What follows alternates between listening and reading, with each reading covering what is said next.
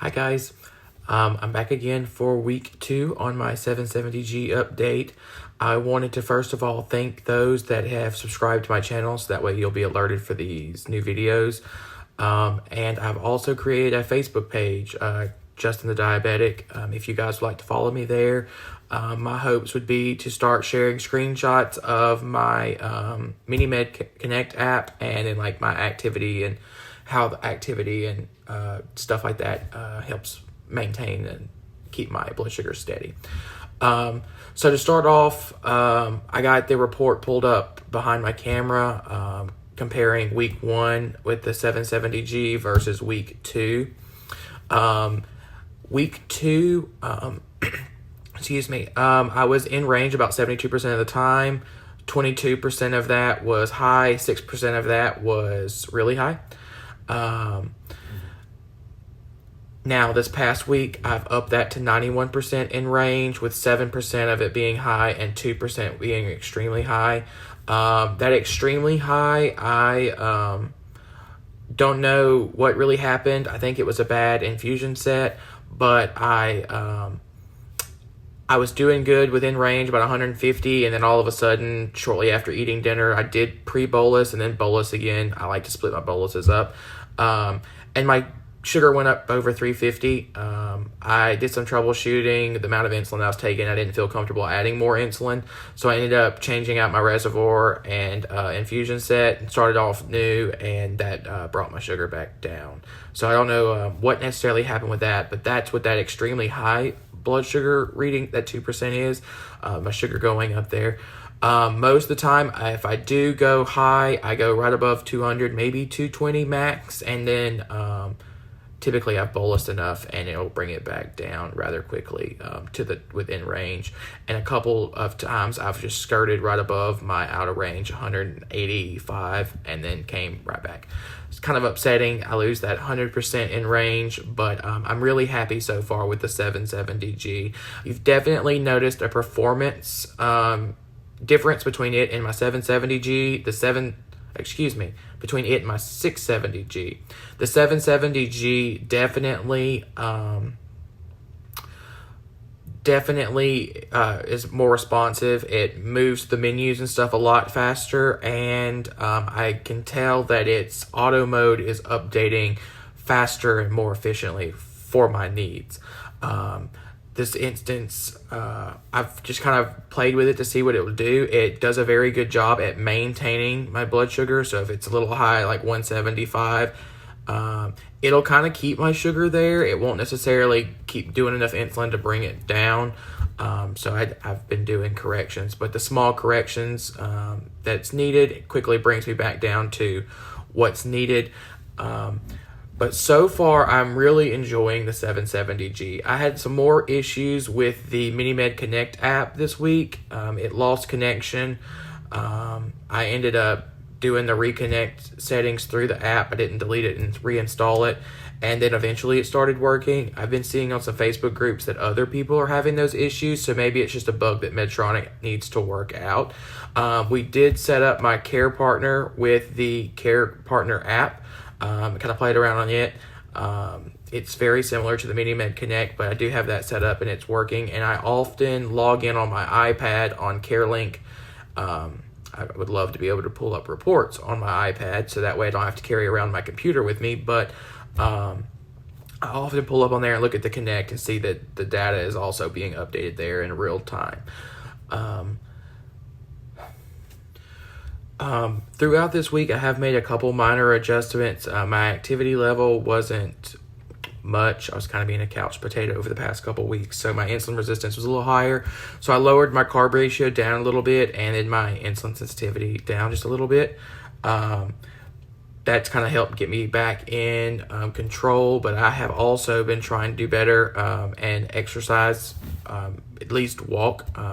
2 days this past week, I accomplished 10,000 steps. Then it rained, and I kind of work shift work. It's 5 days on, 5 days off. Right now I'm on a night rotation, which makes it a little difficult to do some things.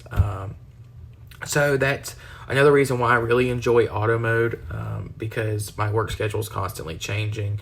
I know in manual mode you can set up several different basal patterns, but I don't necessarily know. I could cover a shift or something like that, and I'd be working a different time frame, and it's just too much for me to keep up with, going from a night shift then to some days and then some nights and back and forth. So auto mode is definitely my favorite. Auto mode takes work though.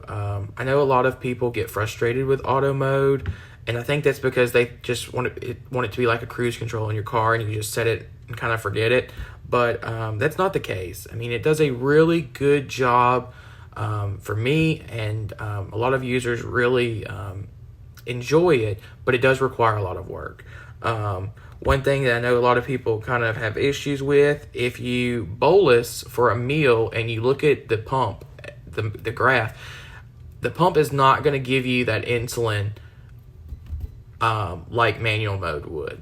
It's going to stop the micro boluses. And sometimes, I've kind of changed my carb ratio a little bit lower to give me just a little bit more insulin, so that way it accounts for that. So that's just certain things that you can talk to with your Medtronic trainer or your endocrinologist, just kind of see, is that something that you guys potentially want to do? Tweak your settings a little bit to see if you can get better control with auto mode.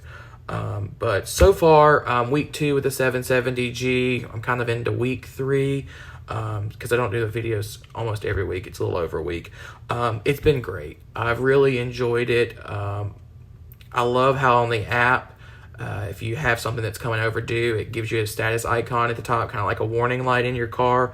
I really enjoy that. I had a low pump battery, low insulin, and the sensor was about to expire, and it was just lit up like a Christmas tree on the top of my app. But I do enjoy that, and I've gotten used to the app notification. So if I happen to be asleep and my phone's not on Do Not Disturb, I get those notifications every minute, and that wakes me up a lot sooner than just my pump. I do have an elastic band that I wear my pump with at night, depending on where my sensor is located.